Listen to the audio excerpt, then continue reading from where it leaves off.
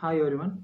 In previous class, we have already seen about what is climate and weather and how the climate is determined. Alright.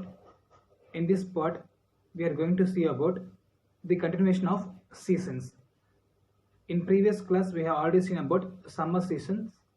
In this part, we are going to see about southeast monsoon, northeast monsoon and winter. With according to the southeast monsoon, it is classified as two branches, Arabian Sea branch and Bay of Bengal branch.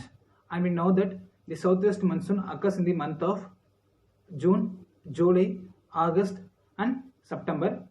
First of all, shall we discuss about Arabian Sea branch of southwest monsoon. So the Arabian Sea branch of southwest monsoon is a strong, powerful monsoon wind, and its winds are divided into three parts. The first part of the wind strikes against the Western Ghats, and we know that the Western Ghats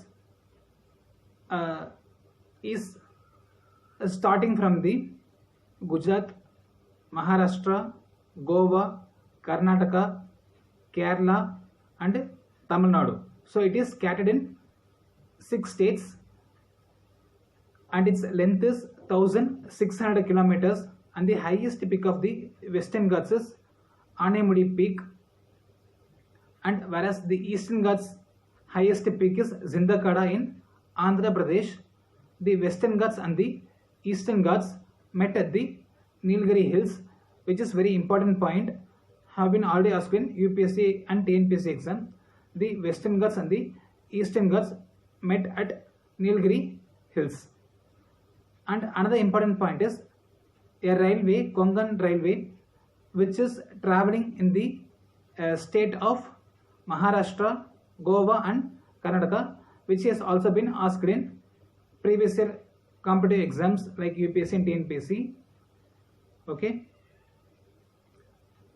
The first part of the Arabian Sea branch of monsoon wind strikes against the Western Ghats and it gives heavy rainfall towards the Mumbai, whereas Mumbai lies in the windward side region. So windward side region means the part of the mountain which intercept the rain bearing winds.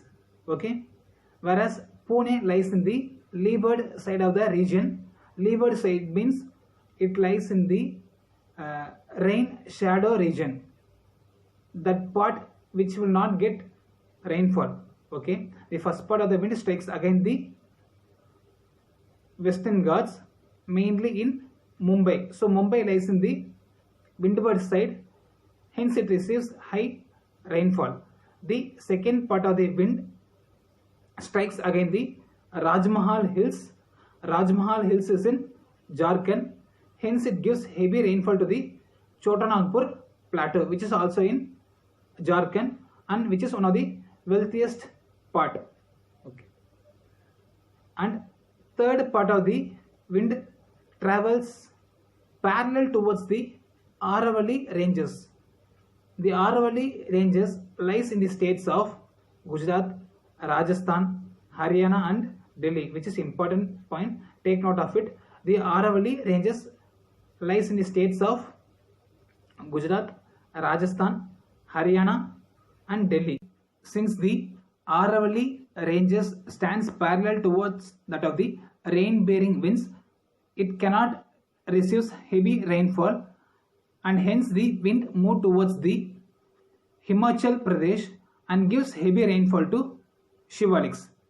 So this was the Arabian Sea branch of monsoon winds, which strikes again Western Ghats, then Rajmahal Hills, and third part was Aravalli ranges. Okay, then the another part of the branch from Bay of Bengal branch, which also a rain bearing winds move towards the Khasi, Garo and Jaintia Hills and gives heavy rainfall to Mawsynram in Meghalaya.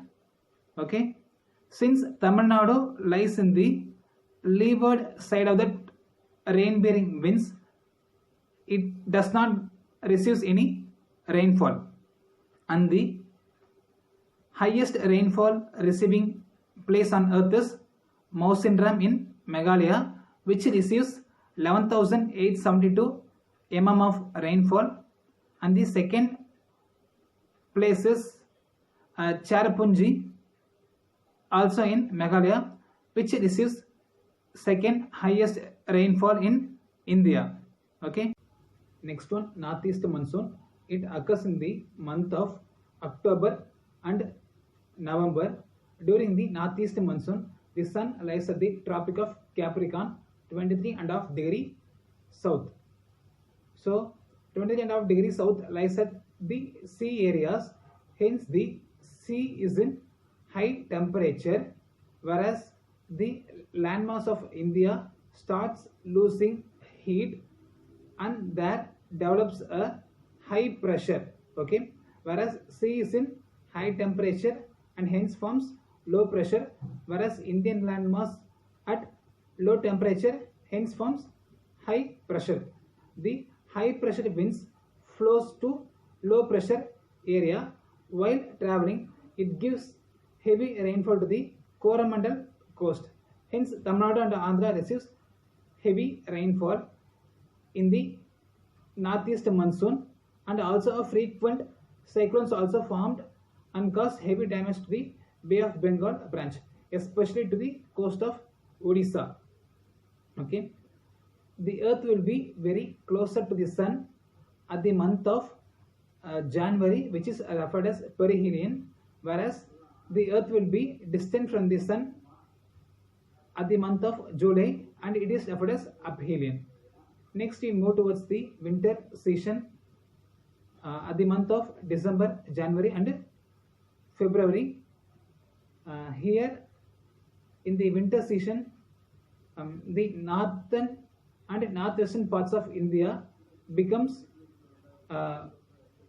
very cool due to the sun still present at the sea level area at the Tropic of Capricorn region, and sea is still in high temperature. There will be a low pressure, whereas northern and northwestern part of India is in low temperature and there will be a high pressure. While the wind after crossing the equator, it absorbs rain bearing moisture and gives heavy rainfall to Andhra and Tamil Nadu, and also to the South Indian parts. This topic is completed with this point, and let's see further topics in upcoming classes. Thank you.